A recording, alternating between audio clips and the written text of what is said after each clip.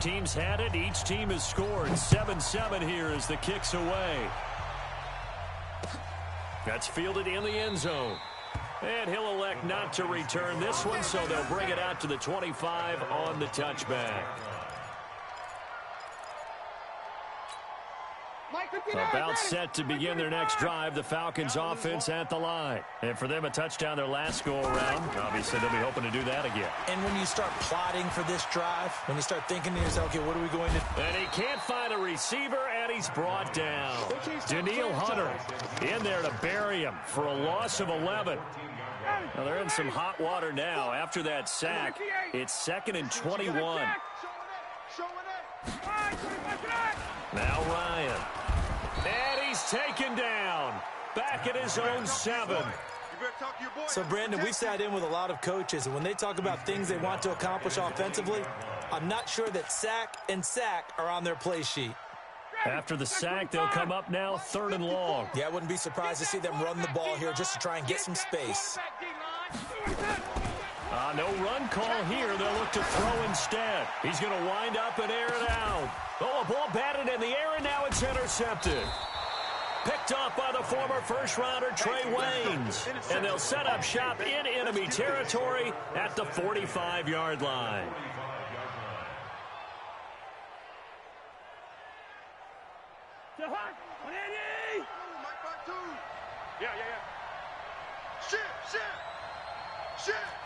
Check 52, they go 48. They'll run on first down. It's Cook weaving through traffic, and now he's free. Touchdown, Vikings. Dalvin Cook with his 2nd touchdown in this opening quarter. And the Vikings have taken the lead. He told us he was going to hit the end zone a couple times in this game. I just don't know that he envisioned doing it in the first quarter. He probably did. I'm not sure we did, yeah. Right? Because all the great ones, that's what they do. They dream about it, right? They think about it. They envision it. They think it's going to happen and almost will themselves into it. I just look at what he's done so far and just wonder what's left to come. Let's sit back and enjoy this one.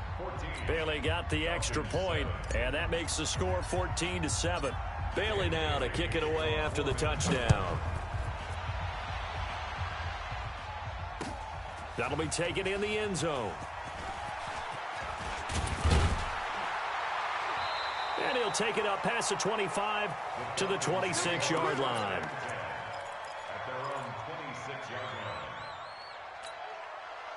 The Atlanta offense out there for their next drive. A tale of two extremes already in this game. A touchdown pass on their opening drive followed by an interception last time out. Now, it sounds like things... Pressure coming from the Vikings, and they get there and bring him down. Everson Griffin. Credit him with a sack as he buries him for a loss of 10. So now 20 yards to go on 2nd down after the sack. Work to be done. Through one quarter, 14-7 our score.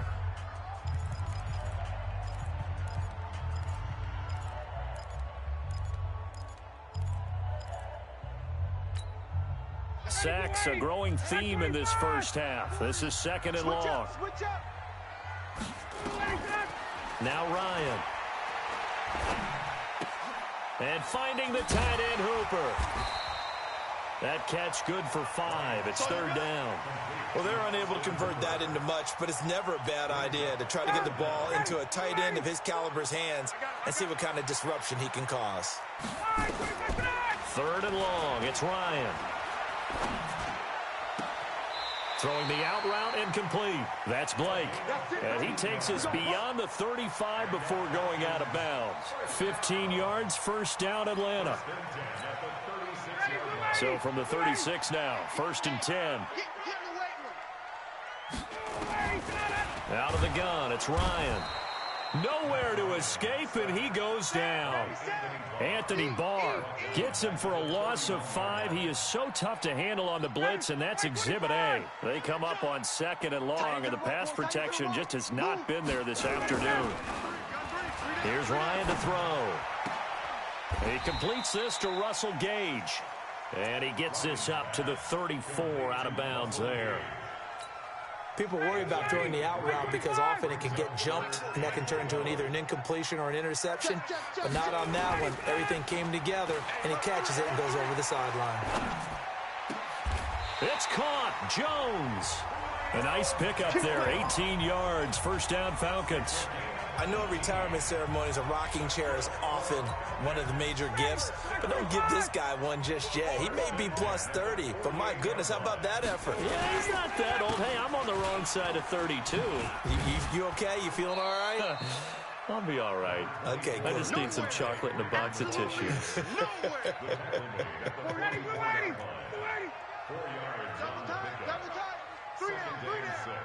Check nickel. A fake to Freeman. Now it's Ryan. Looking in zone for Jones. And this is going to be intercepted. Picked off by Harrison Smith. And a big turnover there as his guys will get the football back.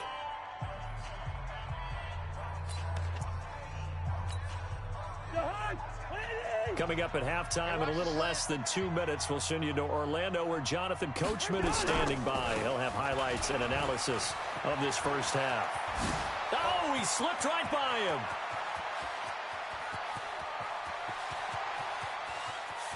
And he will score. Touchdown, Vikings. Dalvin Cook on his way to a monster game. 3 first-half touchdowns. And the Vikings get the quick strike touchdown.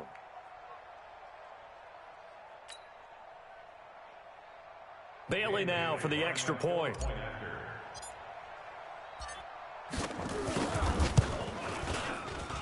It's good, and it is now 21-7.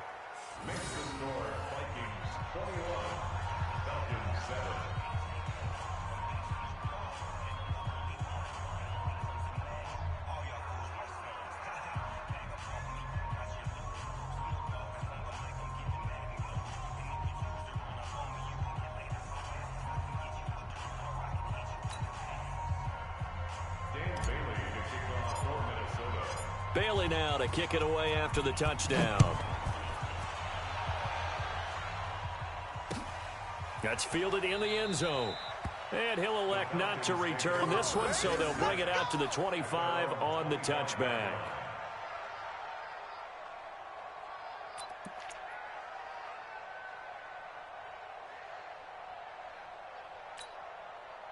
About set to begin their next drive, the Falcons offense at the line. And 2 picks thrown here in this first half alone. We'll see how that affects him.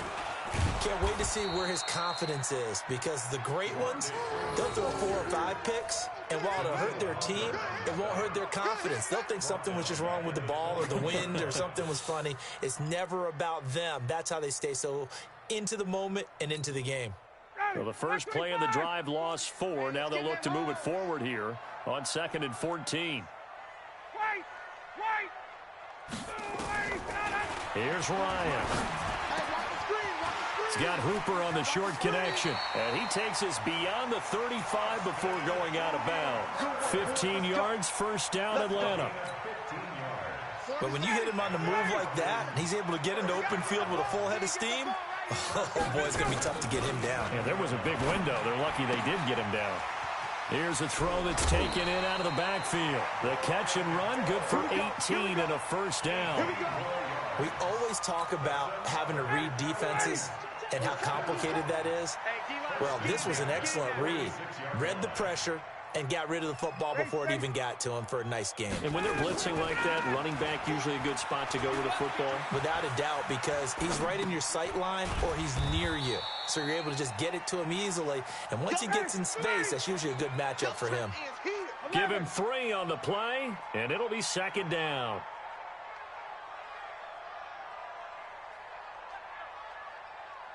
Protein spill. Ain't no such thing. Ryan will throw again. He juked him. He's got Freeman here. It's complete. A gain of 3 last play. This time they double it and pick up 6. Now the Falcons going to use one of their timeouts as they'll stop it with 25 seconds to go here in half number 1. On 3rd and 1, Ryan. And that will be incomplete. Well, we've seen him catch a few passes out of the backfield in the first half, unable to connect on that one. Certainly seems like getting him the ball out of the passing game, though, is part of their game plan. It certainly is, because he catches it well, creates a mismatch. You're going to cover him with a linebacker, a corner, a safety. They feel like he can win every battle.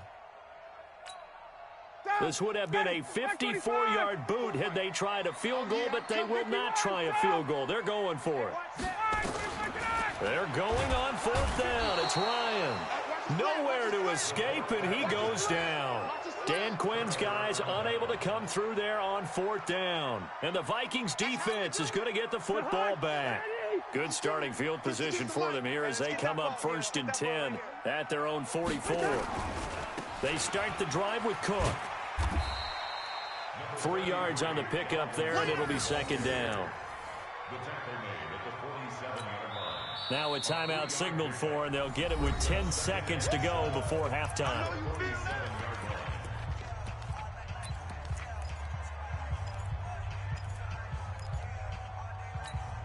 The last run got 3. Now here's 2nd and 7. Let's go, let's go. No, check that. We want Mike 52 right here. Mike 52. Right here. Hey, Mike 52. Done. Now Cousins. Going deep for Diggs. And he fires one that's intercepted. Ricardo Allen with a pick. And his guys have got it back at the closing stages of the first half. The Atlanta offense out there for their next drive. Time here for likely one play, then off to the locker room, and they're going to have some adjustments to make. They certainly will, and I think a lot of people are thinking to themselves, all right, take the knee, get out of here, regroup. But how will the head coach and his staff approach halftime? Will it be angry? Will it be clinical? Will they be calm? Will they just let it all out? Who knows? I'd love to be a fly on the wall for this one, though.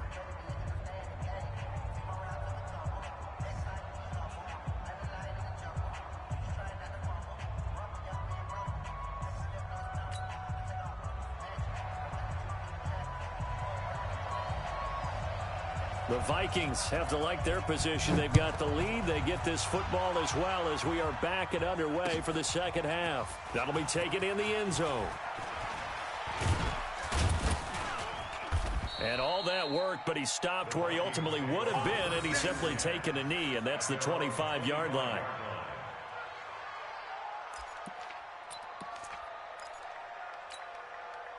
Here are the Vikings now to start their next drive. They built a good first half lead. Now they have a chance to add on to it. And what I'm thinking is that the offensive staff spent the entire halftime just working with them on, here's what we think they're going to do to attack us in the second half. Nice first half that we've had, guys, but be prepared for some change-ups. We're going to see them when we kick it off in the second half. See how they handle any adjustments that might be made defensively. Cook, they're going to snuff this play out behind the line. We have not seen that much today. He lost 2 there, and it's 3rd down. And that's what this defense is going to need to do more in the second half. Good pressure that time, forces some indecision in the backfield. He's going to wind up being taken down for a nice loss. On 3rd down, Cousins. Nowhere to escape, and he goes down. Tech McKinley made his way into the backfield. To me, the defense was looking a little gassed near the end of the first half, but they've come out of the locker room with a little extra spring in their step. Wonder what they did at halftime to get them so motivated. I don't know, but that sack looked good. Now let's see if they can build on the momentum of that play.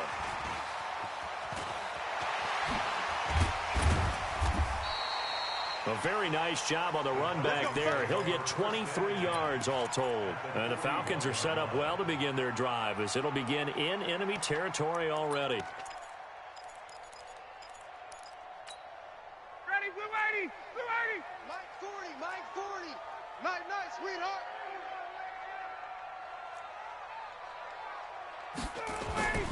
On 1st down, Ryan. Nowhere to escape, and he goes down. Danielle Hunter in there to record another sack, and that is now 6 on the afternoon for this defensive unit. So following the sack, they'll try to change their fortune here on 2nd and 13. Off the play fake to Freeman. It's Ryan. Got his man complete over the middle. It's Blake. And he gets this one inside the 15, just a yard or two shy of the 10. That'll go as a pickup of 32 on the catch and run. So how about this for field position after the big play? Inside the 15 now as they come up on 1st and 10. And he'll fight his way down inside the 10 to the 9-yard line. Give him a couple on the carry there, 2nd and 8.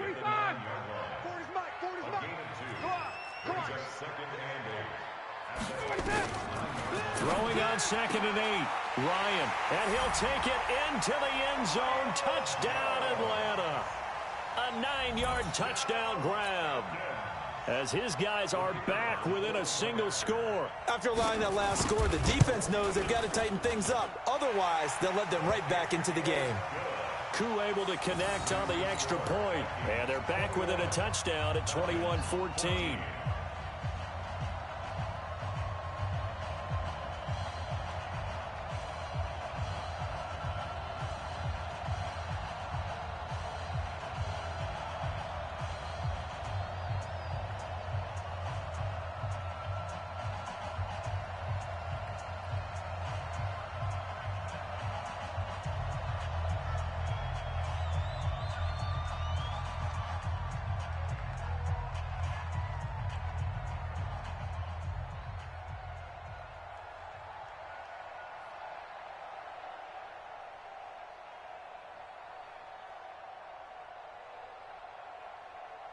This game back within a touchdown now as the kickoff's away. And out of bounds there on the kick.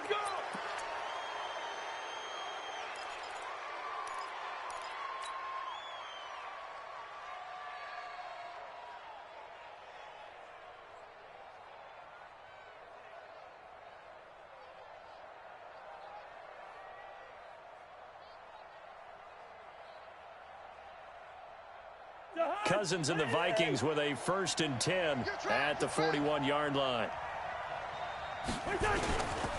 Now Cook running right. And he takes this one down almost all the way to the 30. That one 28 yards on the ground.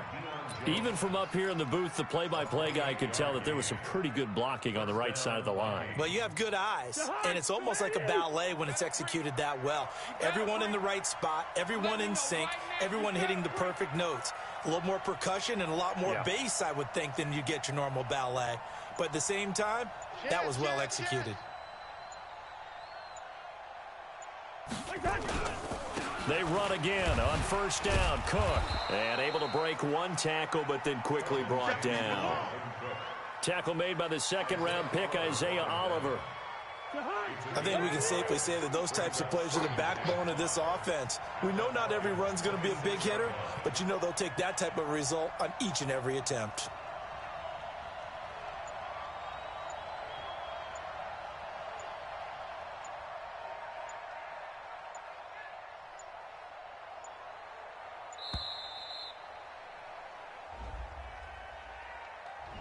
And that'll set him back 5.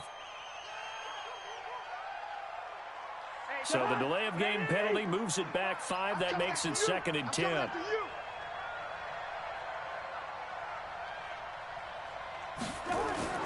To throw is Cousins. Eluding the pressure right. That's to Cook out of the backfield. It's a gain of 7, and it'll be 3rd down.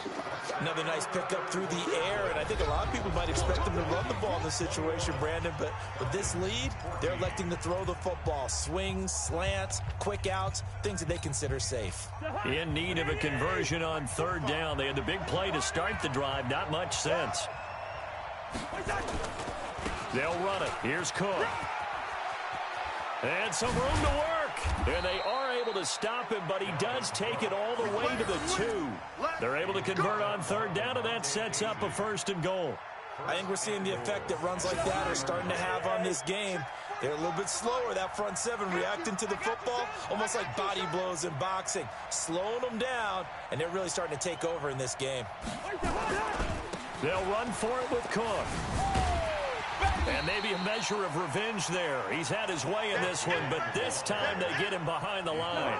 That's going to go as a loss of 1 on first down. Under 4 to go now as the clock runs and they come up on second down. They'll try to run this one in. And he will take this one into the end zone for a Viking touchdown. A 3-yard touchdown run. And the Vikings are going to widen that advantage. They were able to push him backwards on first down, but this time he forces his way in. I wonder if he went back to the huddle and said, guys, just a little bit more help, and I can get it done on this one. Maybe even overruled the play call from the sideline, just feeling like he had that opportunity, and he wanted to cash it in. Extra point up and good by Bailey. And the decision to just kick the extra point winds up successful.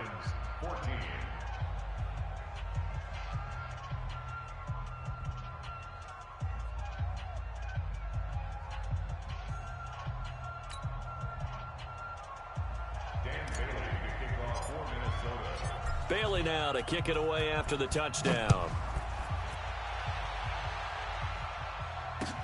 That's fielded in the end zone.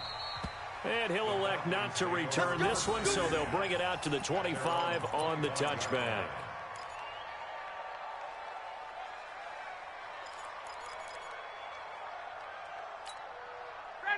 About set to begin their next drive, the Falcons offense at the line. And they were able to punch it in the end zone last time. They'll be looking to do that again here for the defense.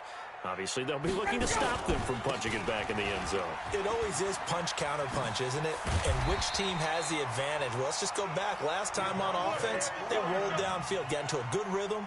You can see a little more bounce in and out of the huddle. You can see the sideline really get into the game. So defensively, you're thinking to yourself, how do we take that away from them? How do we get the advantage back? Let's see what they come up with. I think pressure is always the first. Nowhere to escape, and he goes down. Shamar Stephen in there with pressure yet again. That is the 7th time that they have dropped him here this afternoon.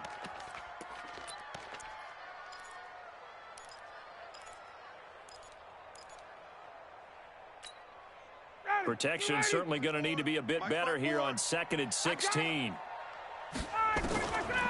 Ryan. Oh, the pressure too great, and he goes down once more. I remember throughout my career here in defensive coaches always say, guys, you got to earn the right to rush the passer. Well, they put themselves in a great spot with this big lead, and they know they've got to throw the ball. These pass rushers have to be salivating. It is pin your ears back time indeed.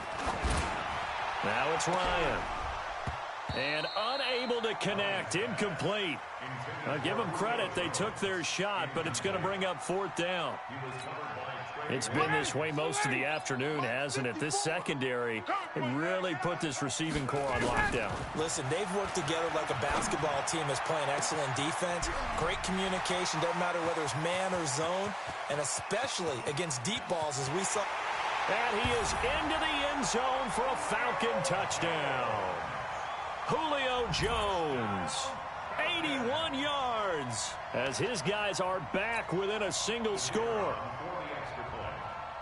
When you're trailing in the 4th quarter, you got to take some chances you might not normally take, and here, that one pays off big time. And you have to think to yourself, not only did that pay off big time for them, but what was going on the opposite side of the ball? They know that they have to take a chance here. They know they have to come up with something big, yet it still happens. So credit the execution, but wonder what the defense was doing. This game back within a touchdown now as the kickoff's away. This fielded a few yards into the end zone. And a good return as he'll be stopped just shy of the 30-yard line. We've got a one-score game with inside of 2 minutes remaining. So the Vikings in possession of the football as we get you reset. They've got a 1st and 10 as they look to try and finish this one off. On first down, Cook. And I think this defense knew what was coming as he is smothered behind the line. And whistles, and we're going to have another stoppage of play as they call the timeout on defense with 1:53 left. So now they have to contend with 2nd and 13 after the first down run goes backwards. They run it again with Cook. And he's upended after a gain of 2 out to the 27. The Falcons going to use the 2nd of their timeouts. as they'll talk it over here before what will be an important third down.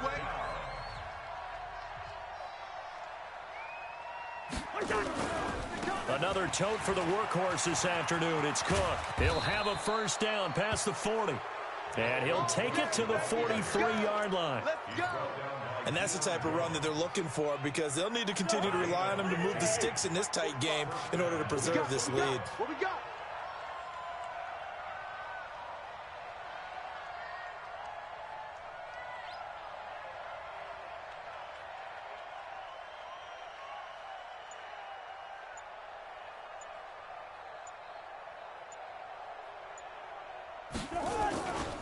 They'll run on first down. It's Cook. 7 yards on the pickup there, and it'll leave him with a 2nd and 3. Charles, why didn't they just take the knee there? You're asking the question that I'm asking as well, because we've seen a lot of football where coaches decide maybe to get a little greedy. I don't know if they're doing it for stats or for what reason. We've seen it happen in college, and how about in the NFL? The miracle of the Meadowlands. All they had to do was take a knee and the game was over. The Giants ran it one more time. Ball popped free. Philadelphia picks it up and wins the game. What year was that? 1978. I think it was in November. They got 2 of the 3 they needed there. Leaves them with 3rd and just a yard. Come off the ball.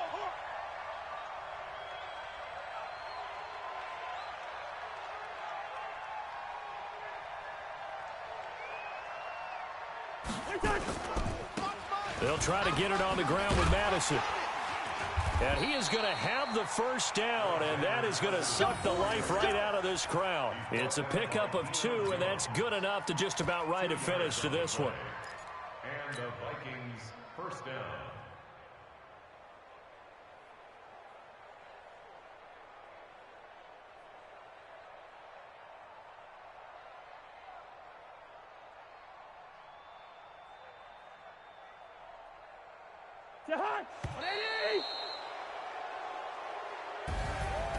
So the final seconds have ticked away in this Minnesota victory. And I tell you, this was a fun one. Just a close game. Nothing comes easy in this league, as you know. They had to work for that victory. I've got to go back to what you just said. Nothing comes easy in this league. How many times have we talked to coaches prior to a game and assessed, you know, the strengths, the weaknesses, the whole deal? Even in games when one coach was a decided favorite, what do they always say to us? But you do know this is really a 7-point league. 7 points either way usually decides a ball game. We had exactly that in this one. And not only that, but this is a gutsy road victory, one they can hang their hat on. That'll do it for us. For Charles Davis and all our hardworking crew, I'm Brandon Gaudin. You've been watching the NFL on EA Sports. For more, find us on Twitter at EA Madden NFL. Till next time, we say so long from Atlanta.